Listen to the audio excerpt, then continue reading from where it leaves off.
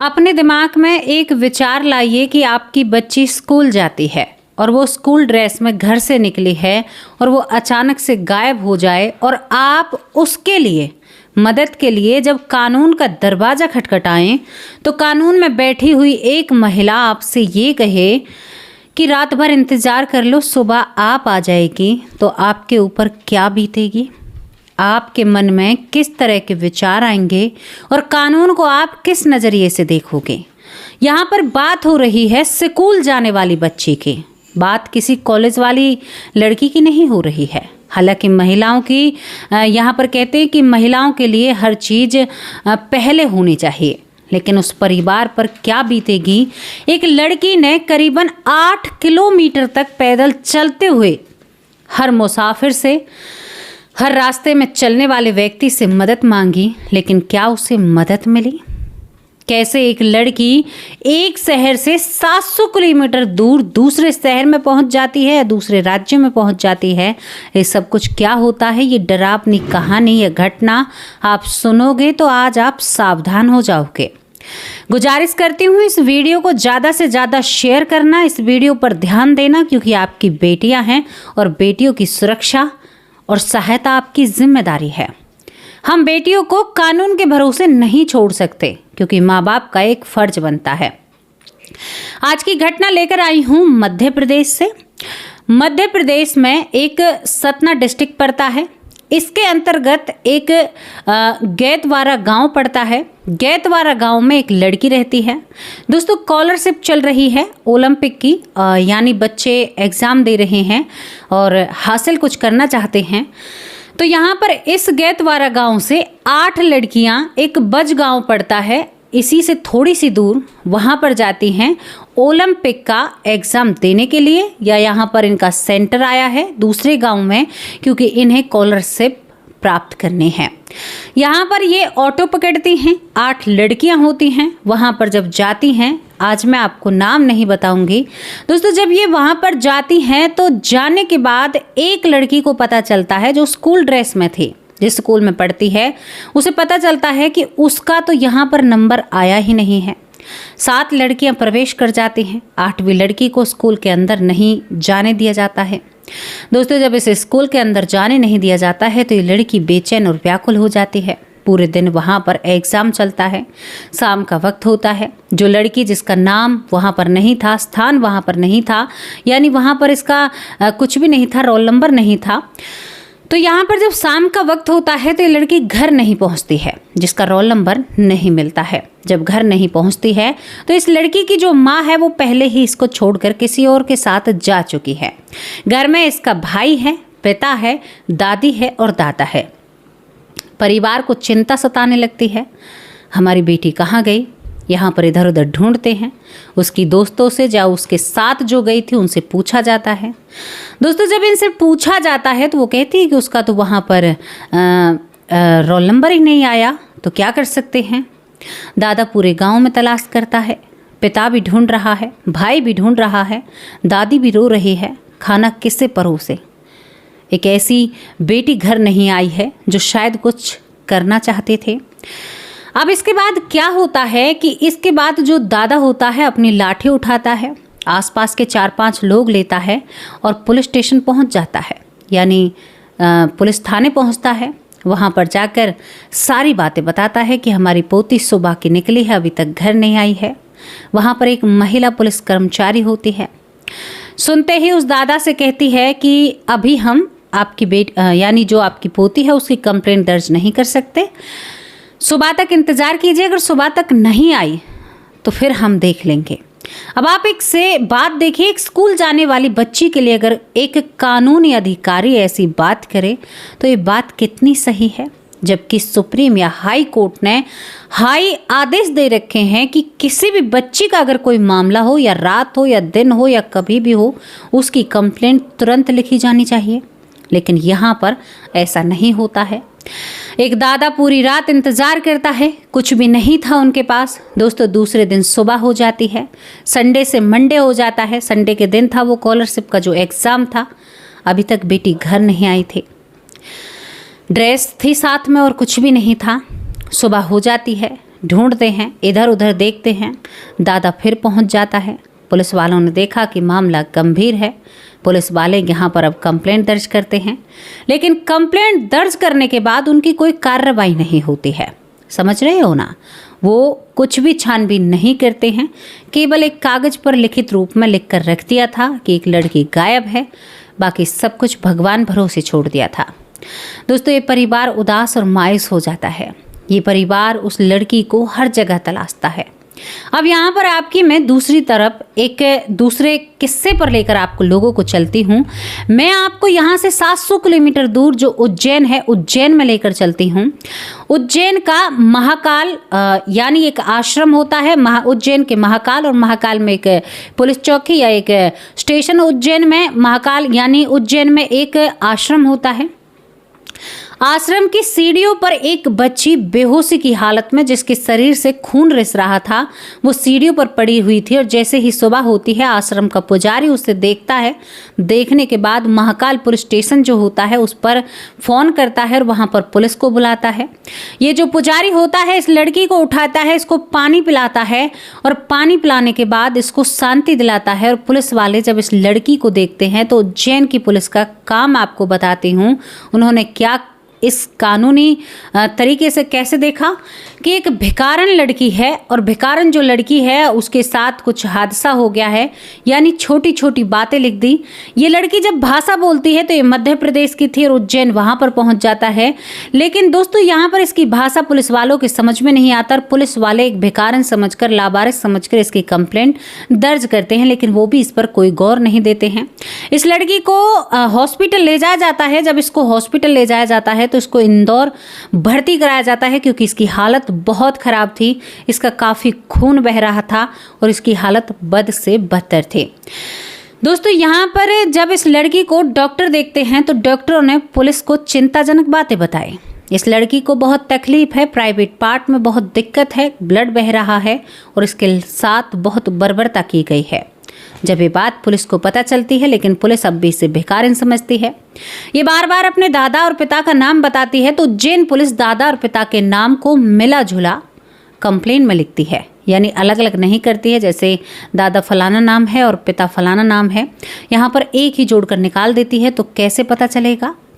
अब दोस्तों, ये खबर मीडिया को चौथा स्तंभ क्यों कहा गया है, आज उसका आपको पता चलेगा। ये बात मीडिया के कानों में जब पहुंचती है तो मीडिया वहां पर पहुंचती है। एक अखबार इस खबर को निकालता है। उस लड़की की धुंधली सी फोटो और वो जो कपड़ों में थी उसकी फोटो अखबार में छापी जाती है। दूसरी तरफ दादा और परिवार सब ढूंढ रहे थे। अब जैसे ही यहाँ पर ये फोटो इस गांव में पहुँचती है, जो गांव गैतवारा होता है, गैतवारा में ये फोटो पहुंचती है, तो एक व्यक्ति अखबार का बहुत शौकीन होता है। लेकिन जैसे ही वो इस खबर को पढ़ता है तो 700 किलोमीटर दूर की खबर इनके पास आई थी। जब वो इस खबर को पढ़ता है तो जो ड्रेस उस लड़की ने पहनी हुई थी वो बिल्कुल इसी के गांव की बच्चियों की ड्रेस लग रही थी, यानी इसके गांव की जो लड़कियां हैं उनकी ड्रेस ये लग रही थी। अब ये व्यक्ति थोड़ा सा विचलित होता है, फिर मन को कहता है कि नहीं, ये वो नहीं हो सकते, क्योंकि इनके गांव से एक लड़की गायब थी और जिसके ऊपर बार बार जिक्र और बात चल रही थी। यहाँ की पुलिस ने कोई भी जो संता डिस्ट्रिक्ट होता है, यहाँ की पुलिस ने कोई भी कार्रवाई नहीं की थी। दोस्तों, ये व्यक्ति उस अखबार को उस लड़की के दादा के पास लेकर जाता है और उस लड़की के दादा को दिखाता है। तो वो कहता है कि ये तुम्हारी पोती जैसी नहीं लग रही ना, मेरे मन का भ्रम है, क्योंकि ड्रेस एक जैसी हो सकती है। लेकिन दादा ने अखबार को देखते हुए भीजते हुए कहा कि ये मेरी ही पोती है। दोस्तों, दादा जब वहाँ पर पहुँचता है, अस्पताल में अपनी उस पोती को देखता है, तो दादा की आंखें नम हो जाती हैं। कानून के ऊपर सवाल थे, उज्जैन पुलिस के ऊपर सवाल थे, इधर जो संता डिस्ट्रिक्ट की पुलिस थी इसके ऊपर सवाल थे। कोई कार्रवाई क्यों नहीं? किस लिए बैठे हुए हो आप? इसीलिए हो ना। दोस्तों, दादा की आंखों का जो आंसू था ना, उसकी कोई कीमत नहीं थी। पोती को देखकर दादा भावुक हो जाता है। उसके हालात को देखकर कहता है, कौन है ऐसा पापी राक्षस? क्योंकि उसके शरीर पर निशान थे, ब्लड जो रुक नहीं रहा था, हालत बहुत गंभीर थी। लेकिन दादा से मिलकर उस लड़की में बदलाव आने लगते हैं, वो लड़की ठीक होने लगती है। अब यहाँ पर उज्जैन पुलिस जब देखती है, फोक्सो एक्ट के तहत इस पर कार्रवाई करती है, यानी अब उज्जैन पुलिस बहुत जल्दी इस पर कार्रवाई करती है। दोस्तों ये मामला कैसे हुआ था, क्योंकि जब उस लड़की के बयान लिए जाते हैं, जब वो लड़की ठीक होती है दादा को देखकर, तो वो लड़की बताती है कि जब मैं सेंटर में जाती हूँ, जहाँ पर मेरा सेंटर आया था, जहाँ पर मेरा रोल नंबर नहीं मिलता है, तो मैं अपना दिमाग लगाती हूँ और मैं यहाँ पर जैकवार रेलवे स्टेशन जो होता है वहाँ से ये एक ट्रेन पकड़ती है। अब इसको इतनी समझ नहीं थी, ये ट्रेन उज्जैन की पकड़ लेती है। अब 700 किलोमीटर दूर चलने में काफ़ी वक्त लगता है। ये वहाँ पर जाकर शाम को किसी वक्त उतरती है, क्योंकि ये इस लड़की का कहना था। ये जब वहाँ पर उतरती है तो इसे समझ में नहीं आता, ट्रेन चलती जाती है, ये रास्ते में भी घबराती है, लेकिन कोई भी इसकी मदद नहीं करता है। दोस्तों ये लड़की के बयान होते हैं। इसके बाद ये बताती है कि जब मैं वहाँ पर उतरती हूँ तो कई ऑटो रिक्शा वाले, जो शायद काफ़ी मुझे नहीं समझ में आ रहा था, मैं सबसे मदद मांग रही थी, एक रिक्शा वाले ने मेरी मदद की। जब एक रिक्शा वाला मेरी मदद करता है तो वो मुझे अकेले दूर ले जाता है और मेरे साथ बहुत गलत करता है।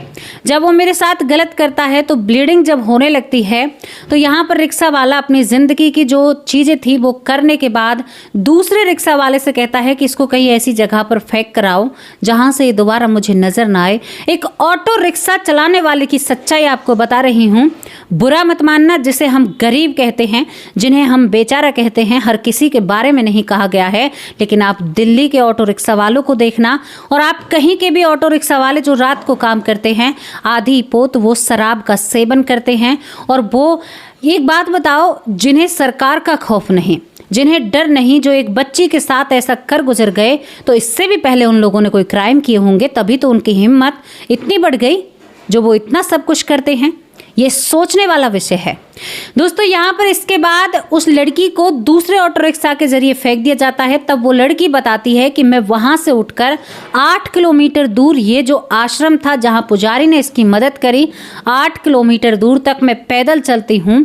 रास्ते में हर उस चलते हुए शख्स से इसने मदद मांगी, प्रार्थना की कि मेरी हेल्प करो, लेकिन किसी ने भी इसकी हेल्प नहीं की।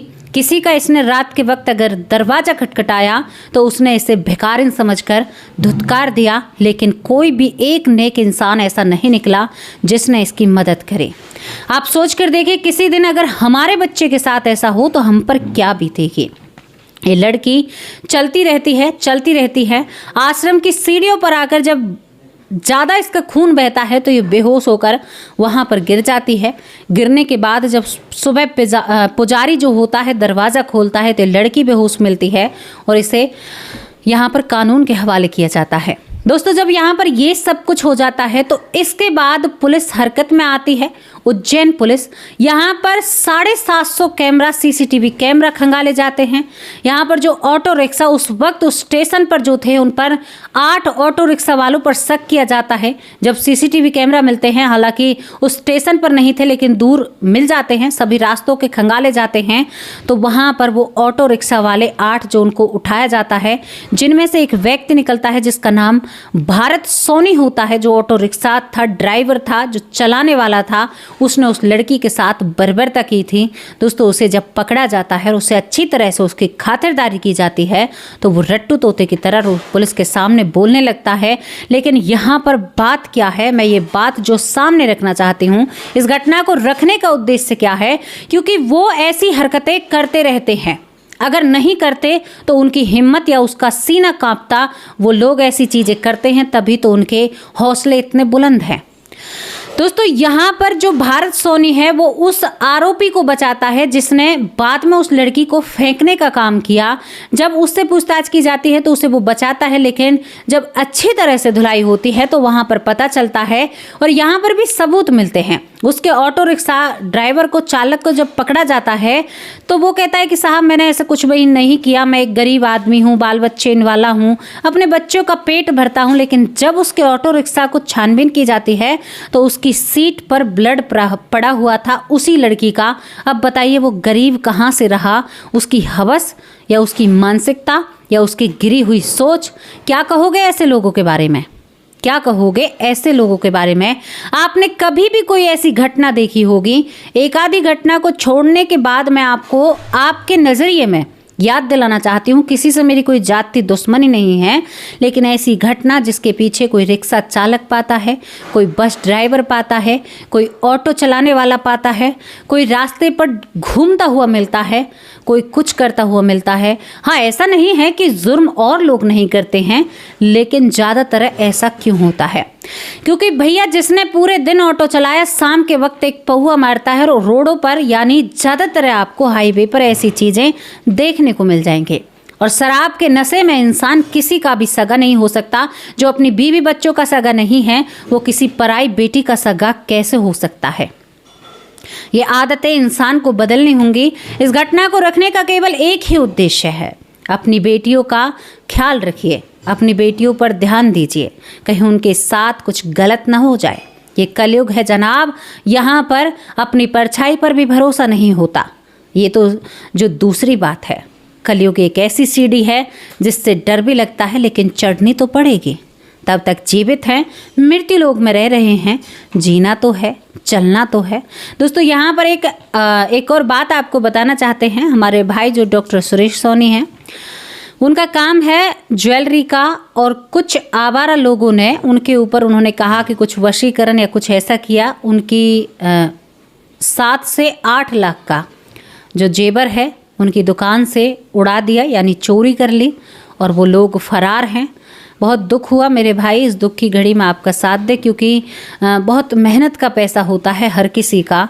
तो यहाँ पर बहुत बुरा लगा ये सुनकर। तो ये जानकारी आपको क्यों देना चाहती हूँ कि कोई भी शक के दायरे में अगर इंसान आ रहा है तो उस पर ध्यान देना, कभी भी उसको ऐसे प्रवेश मत करने देना। क्योंकि डॉक्टर सुरेश सोनी भाई जो हैं, उन्होंने बिल्कुल वीडियो मैंने उनकी देखी है जिसमें वो उन लोगों को आभूषण दिखा रहे हैं, लेकिन एक व्यक्ति आंखों के सामने से उनकी उठाकर जेब में सामान डालता है, लेकिन वो उसे नहीं पकड़ पाते हैं। काफ़ी देर बाद ये बात समझ में आती है। तो आपसे यही कहना है कि आपका कोई काम है या ऐसी कुछ चीज़ें करते हैं तो बिल्कुल भी ऐसी बातों को बर्दाश्त नहीं। हाँ, ये है, ग्राहक अगर आपकी दुकान पर थोड़ा सामान लेने आया है और करीबन 4 से 5 लोग आए हैं, तो ये समझ लेना कुछ न कुछ दाल में काला है, इनके मन में खोट है। तो ये बहुत दुख हुआ मुझे भाई की तरफ से सुनकर। और ये स्टोरी आपको कैसी लगी, अपनी राय लिखकर ज़रूर भेजना। ये एक क्राइम की ऐसी घटना है जिसे सुनकर दिल दहल जाता है।